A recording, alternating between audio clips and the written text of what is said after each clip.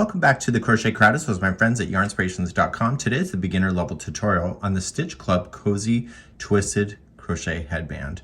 Now this is for beginners, and what this is a headband that has a twist added to it, and this is really quite popular. And when you look at the way that it's put together at the end, it creates a twist on the front side of this if you're going to wear it on the front. So it's a really neat way to go. It is using a 6.5mm size K crochet hook in order to play, and it's also suggesting Patons Norse yarn that you can see here. But if you don't have this yarn and you want to substitute it with something else, you're more than welcome to do so. So the number of chains that we do in the very beginning of this really doesn't play a factor on how this is going to twist. So if you would like to make it a wider headband, you can.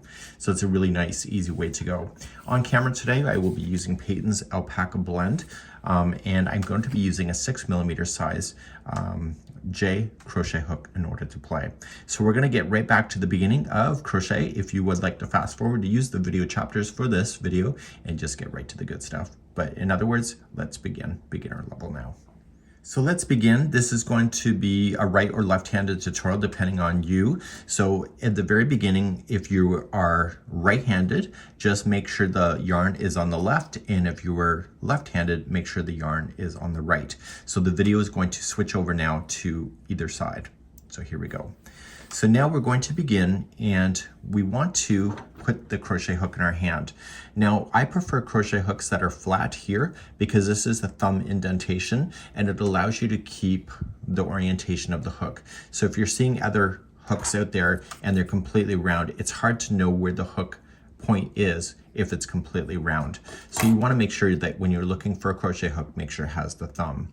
So when your thumb is in position, the hook is facing up towards you, just like that. So if you rotate like this, and so when you're rotating, see, it just naturally falls back into the depression of the hook, and is one of the things that I would really recommend. Now different crochet hooks are different lengths that you'll see, and so this is a longer than normal hook. I just got it on Amazon.ca. If you're looking for great hooks, just look up ergonomic crochet hooks on Amazon, or just go to your store and look for that.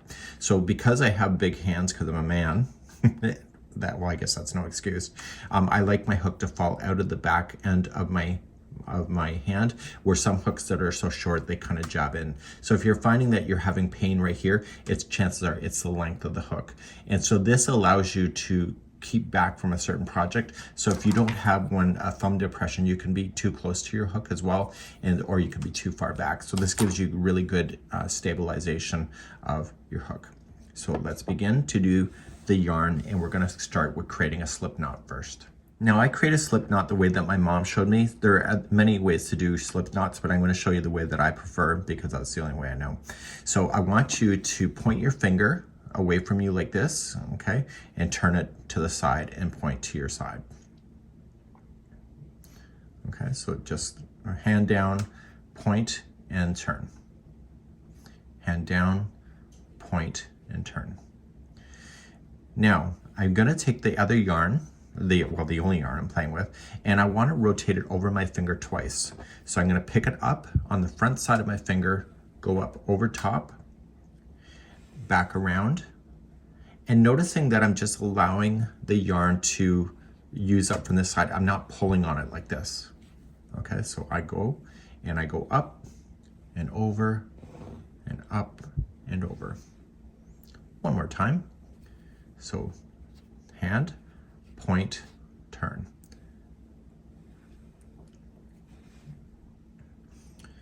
Okay, so now I want you to open up your hand. So grab both pieces with your thumb and your finger and just open up your hand and put those two strands into your hand and close your hand like this. So in front, close. So there should be a little bit of tension here. Do you see that? So it's in front and close. We're going to play the game of leapfrog, that's what I call it, and we're going to play leapfrog with the two strands. Now these are two frogs. The back frog is going to start the game of leapfrog, and it's going to go over top of this guy. So he's going to hop, hop, hop, and hop down over, but he didn't hop far enough, so he's not over top of your finger. Just using your thumb to stabilize, just push, and then grab the new back one, the new back frog. And this one is so excited that he goes over that frog, but gets so excited that he goes off the end of the platform. And this here is your slip knot. Okay, so we'll show you again. Okay, so the game of leapfrog, back one jumps over, and then the new back one is so excited that when you pick it up and you go over, it goes over top of the platform and right over top and falls off into the slip knot.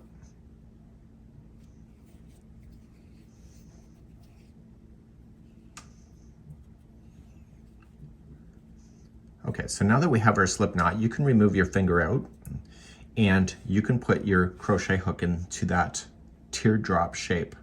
And when you pull onto it, I want you to go down to the shaft. So we have the head, the throat, and the shaft. The shaft is what determines the thickness of your crochet stitches. So you'll see different size crochet hooks have different size shafts. Okay, so this is an 8mm size L. So the hook will create stitches that are with this diameter, with this one smaller, so it'll have a smaller diameter, and etc. And so you'll be noticing that. So I want you to grab the strand that is going towards the yarn, and I want you to pull on that, but don't pull on it like you're about to tie down a building to a dock or a boat to a dock.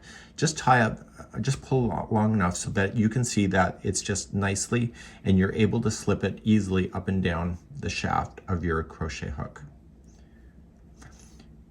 When we look at the teardrop shape is like this.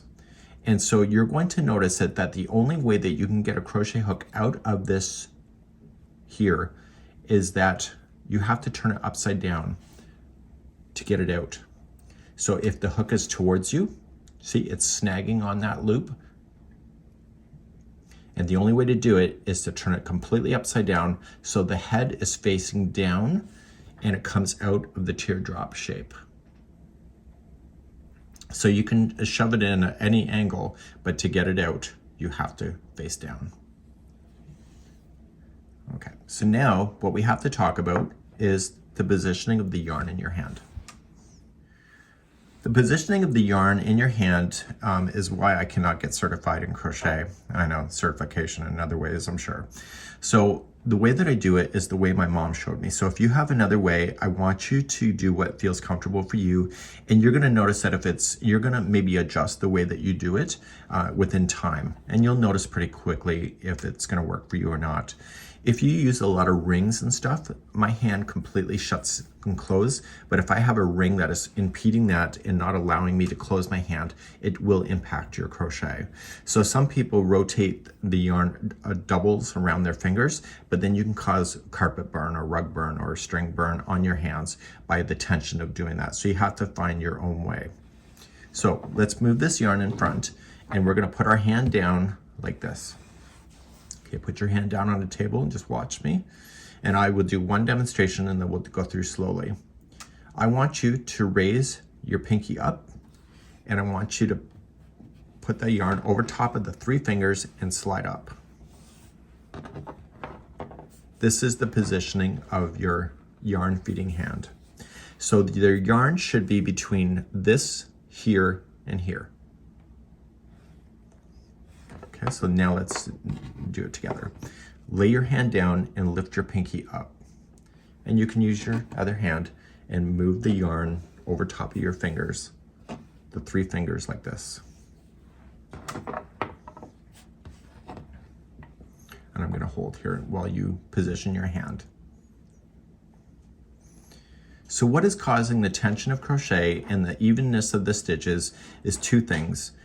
The first one is the gapping space right here that's created. If I don't want any more yarn from the ball, I will close my hand, and this will cause tension to the ball. So I can pull on it and it doesn't really want to move. It will move if I pull it hard enough, but you want to have it so it has the tension there. So if I want more yarn, I just slightly open my hand and it just voila comes. And if I don't want any more, close it, and it's harder to do. The other part of the tension is within this finger here and the thumb. This finger here, you're gonna see going up and down. And what you would like to do is that I want you to grab, this is called a slip knot that we created, and just pull this yarn back right to here.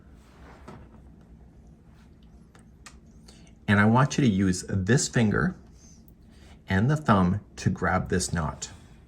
So pick up the hook with your other hand with it and just rotate your hand and just pinch the knot.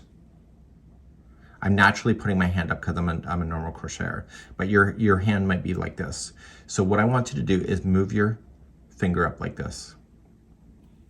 Okay, so we go and we pick it up and we just use our middle finger and our thumb and grab the slip knot right there.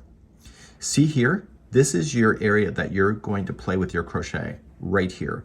It's like a violin string. So if I need it to be loose, I can lower my hand, my finger, and if I want this to be tight, I raise my finger. So you'll see crocheters are moving this finger a lot. And if I don't want any more yarn to come from the ball, I will have this closed. And if I want more yarn, I open. This will come naturally to you. So let's just pull it back from the ball area here and pull it back.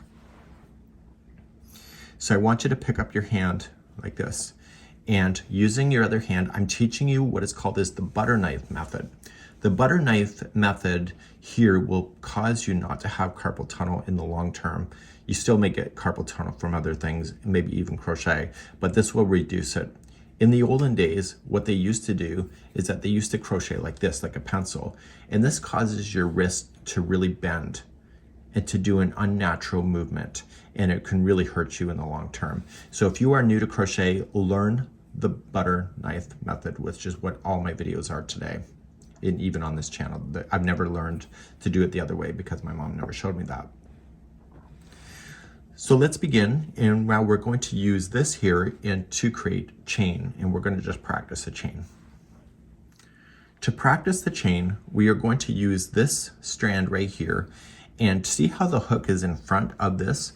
We want to rowboat back. It's called yarn over, but I just say rowboat. Okay, so you want to row your boat, collect the yarn, and slowly turn the hook upside down, and you're going to pull it through this loop. And so I told you the only way to get that loop out or the hook out is to turn the hook upside down. So you keep rotating this until the hook is upside down and matching where the knot is. And we just pull on it, and we allow the yarn to just slide through your hand. And now we have to get the right shaft width. So in order to do that, we have to push the hook up, get the flat area of the hook here, that's the shaft, let it go, and grab the new chain that you just created and do it again. So we go from the front side, we connect it, so we connect it and turn over, and we pull. And push to the shaft. Let go, go back to here and push down or hold it again. So if you stay back here, this is really loose, but if you go right up underneath the knot, it'll stay stable in your hands, certainly more stable than your host. So let's rowboat back, so yarn over and pull. Push forward to the shaft, let go, reconnect. And in time, you won't have to let go that often, but in the beginning, it's a wise thing to do.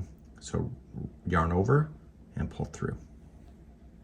Push forward, let go, re-grab it again, yarn over and pull. So I'm gonna just stay quiet and I'm gonna do 10, okay? And I'll count these with you. So we have 1,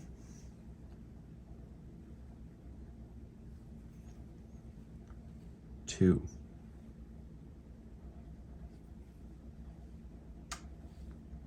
3, 4, 5, 6, 7, 8, 9, 10. So you now have your beginning chain of what you would like to make. And so everything is built like this with crochet. And so this is our starting, and then we're going to begin. So what I'm going to do now is the remaining of this tutorial is going to go right back to that original project. I'm going to what is called is to frog my work. So it means to rip it. So it means you just take out your hook. If you ever make a mistake, take out your hook and just pull the yarn, and you're going to go back to the very beginning. And what we're going to do in just a few moments is that we're going to restart, and we're going to start that project as it shows on the pattern. And I'll take you all the way through it. Let's begin that next. So back to the pattern we go. It says CH, which is short for chain 14. That's what we're going to do next. So we're going to restart. If anything you learned from me today is that crochet is not a race. The mass media and people focus on how fast crocheters are. It's not about the speed, it's about the stitching journey and the meditation and just, you know, just thinking in your own mind as you go. So we're gonna create a slip knot using the skill I just showed you with the leapfrog. So we jump, and then the second one jumps, so excited, goes right up and over. And we put in our hook, and we can collect it that way if we want to. So I've already shown you how to hold the yarn, and we're gonna grab the slip knot, and we're just going to chain a total of 14. So if you would like a wider band, then just chain more. It's up to you. So we go 1, 2, 3, 4, and 5. And if I'm going too fast, just put me on pause and just get all the way to 14. 6, 7, 8, 9, 10, 11, 12, 13, and 14. So you're going to notice is that, wow, this is a really wide headband.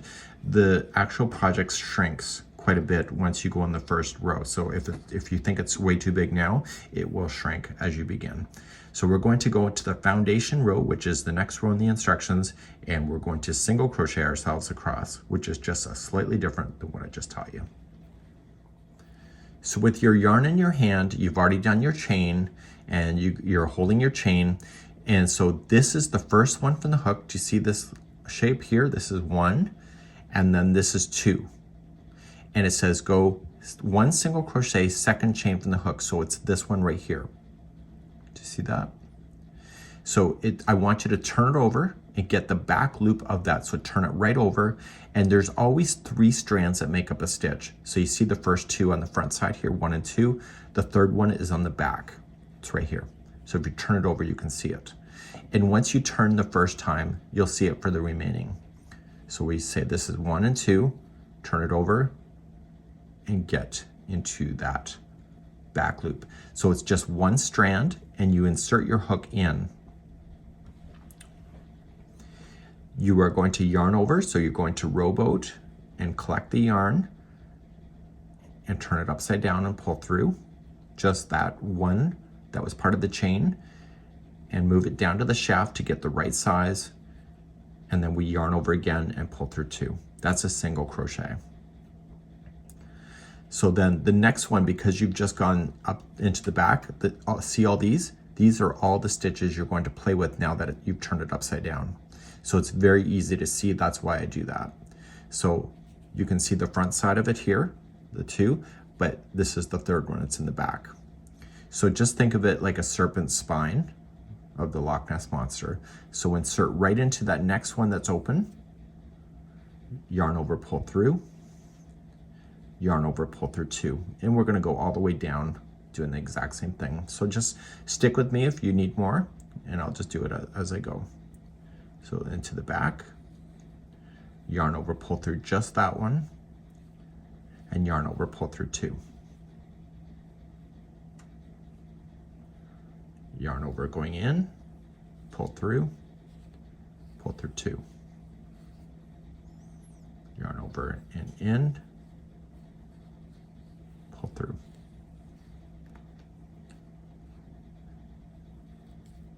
So with new crocheters, sometimes they accidentally twist that beginning chain and they will grab a wrong section. So maybe they'll grab it like this, and you will notice then it will look weird. So if you're ever unsure, just kind of pull it tight like this and you'll see the back loop happen. Okay, so just stay on the back loop. I always call it in the videos too is the back hump of the chain. Some people don't like that name, but whatever. It's exactly what it is.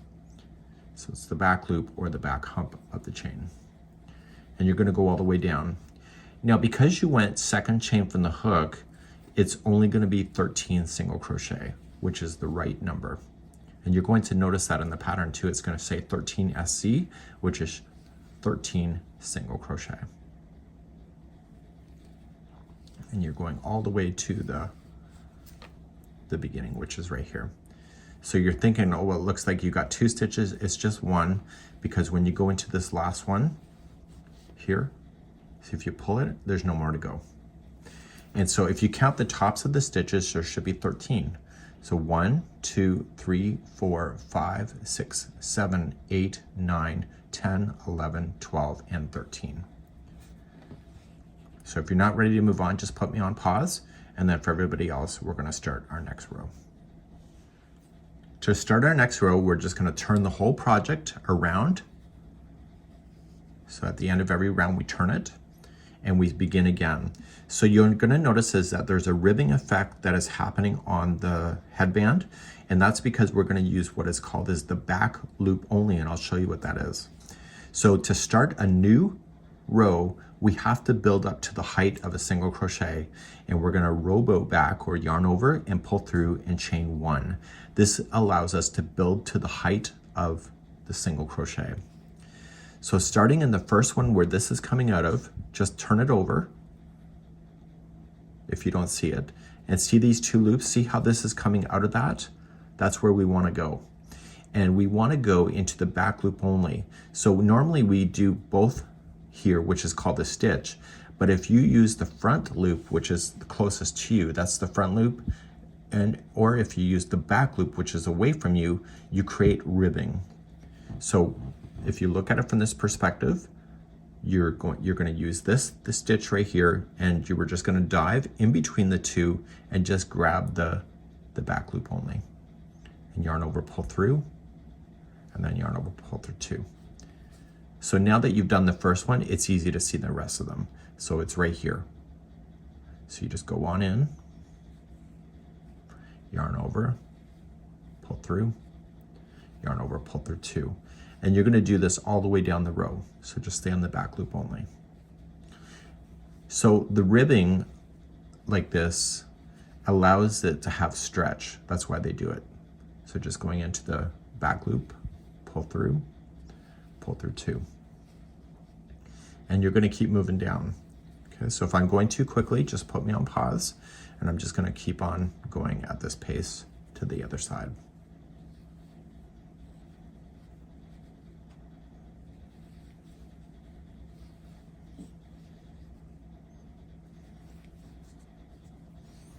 Okay, how are you doing? Please let me know in the comments on how I'm doing. I'm not going to be able to satisfy everybody, but I do try. Okay, so I'm going all the way across. And where crocheters mess up when they're starting is that they miss the last stitch. So the last stitch is right here. And you still want to use the back loop only. So just the back loop of the last one. And you'll notice how it's kind of more open. That's normal. So if you think that's a mistake, it's not. It's part of the work. So then therefore you can see that the ribbing has happened. And now we're going to turn our work and we're going to do the next row. So I'm going to show you the next row, which is the same thing as that I just did. And then you're going to do the rest of it until the project is measuring a total of 18 inches. And it won't take you that much time to get there. So you're going to start by chaining 1. And you're going to use the back loop only. The first one I usually just turn so I can see it easier. And I go into the back loop only. Okay, and then yarn over, pull through, and pull through 2. So I turn the first one because it's easier to see, but then the rest of them are easy. So you just go into the back loop only and single crochet.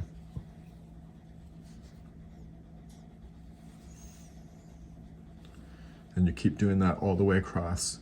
And if this is your first time project, you're going to notice is that the more rows that you do, the more consistent that your stitch work will be. So this is a great starting project for learning crochet, because you'll notice that your stitches will get more consistent by the time you get near to the end of this. And so when you start your next project, your hands will already be ready and understanding the tension of your project. And don't misidentify. So at any point you can count 13 single crochets. So you come into your last one right here, again in the back loop only. So there should always be 13 single crochets on the top. So 1, 2, 3, 4, 5, 6, 7, 8, 9, 10, 11, 12, and 13. So I want you to go back and forth until the whole project now measures 18 inches, and I'll be back in just a few seconds. So put me on pause now. My project is now 18 inches laying flat, so I didn't stretch it, it just 18 inches. So that's just an average size for an adult head. So if you don't think it's long enough, just add a few more rows, and if you think it's too long, then just subtract some rows, nice and easy. So what you'll want to do is finish on the wrong side. It says to do that on the pattern. Now, if you look on screen, where is the tail when you lay it flat? So when you finish the row, see it's finished here, where is this tail? This tail here is on this side of the project, therefore this is the wrong side here, so we want to finish on the wrong side here. Okay, so if it's like this, and you just finished right here, and the tail is on this side, that means that you finished on the right side. So make sure you turn it over, and you just finish on the wrong side. Okay, so now what we have to do is that we have to take this tail here, and we're gonna use our tapestry needle and hide that in. So let's hide this in, just put it onto your needle, and just carefully just drag it underneath some stitch work. So don't interfere with the top section right here, just stay right underneath. And the secret to weaving in the tails is to come through, but also make sure that when you pull the first time, you don't change the way that it looks on the edge. So I pulled it through once, I'm gonna come back through second time. And I wanna go one more time, so we're just gonna put this back on and go back in the opposite direction. Now, before you get carried away and do the other side exactly like this, what we want to do is that we want to use the tail from the yarn ball itself to use that to sew the pieces together. So we're just going to now trim this right out of the way, so right down to the project, and you're good to go. So we want to go back to this here, and we know that this is the wrong side of the project because we have said it is. So, but before you do anything, change it over like this. So you're looking at the right side of the project, and just kind of fold this up here. So what I want to do is that I want to pull this yarn through, but I want to keep this as a long tail. And so now you're just going to grab the loop and pull it through. And you're going to use that same tail to put things together. So what we have to do is put those together. So let's do that in a second. So with your tail that you just finished on this side of the project, we want to take the bottom piece here, and we want to go halfway across like this. So this is the right side that's inside this. Here, we'll flip it inside out later. Take this and just wrap it around so it's about halfway. And then take this and go this way. Okay, and you can see that is a diagram on the page itself. So then you want to put this through the tapestry needle. So maybe put it through the tapestry needle first. So now we want to take this tapestry needle and go right through the piece. 1, 2, 3, and 4, all the way. So you captured all of those together. So you're gonna pull that through, and you're gonna go right up over top of the piece. So just go right up over top like this, and go to the next piece and go all the way through the 4 layers. And what you're going to do is you're gonna go all the way across, just like this, and I'll be right back in a moment. So just keep on whip stitching across. So I'm coming to the final section here that I've gone all the way across. And now I want to weave in the tails. So you're just gonna go through, and you're gonna go through a total of 3 times. So once, twice, and 3 times is a charm. So we're sewing this, and this is on the wrong side of the headband, so it's the side that will be touching your head when we flip it around in just a moment. So trim the tail, and all we just need to do is now flip it. So this is the outside here. We're just gonna flip it around, and therefore you'll have the nice twist of your headband, just like that. And this here is the twisted cozy headband.